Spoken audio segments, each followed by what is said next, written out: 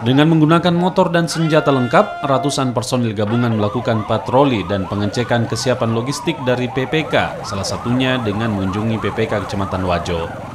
Di PPK ini surat suara dan kotak suara sudah diterima dan tinggal menunggu hari pendistribusian ke tingkat PPS atau TPS. Kapolres Pelabuhan dan Dim Makassar dan Wakil Wali Kota Makassar juga mengunjungi ke sejumlah lorong untuk memberikan pemahaman kepada warga untuk tetap menjaga suasana kondusif dalam Pilpres tahun ini. Sebanyak 338 personil nantinya akan disebar di sejumlah TPS di wilayah Polres Pelabuhan.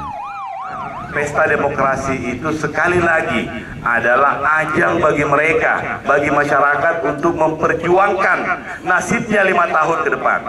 Tidak boleh ada yang menggunakan kesempatan hari ini untuk kepentingan-kepentingan praktis yang lain, pragmatis yang lain. Tidak boleh ada yang menggunakan kekuasaan dan kewenangan lainnya.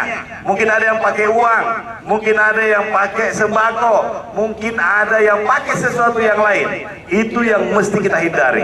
Karena money politik dan kegiatan-kegiatan yang tidak sesuai dengan peraturan perundang-undangan tentu akan merusak pesta kita.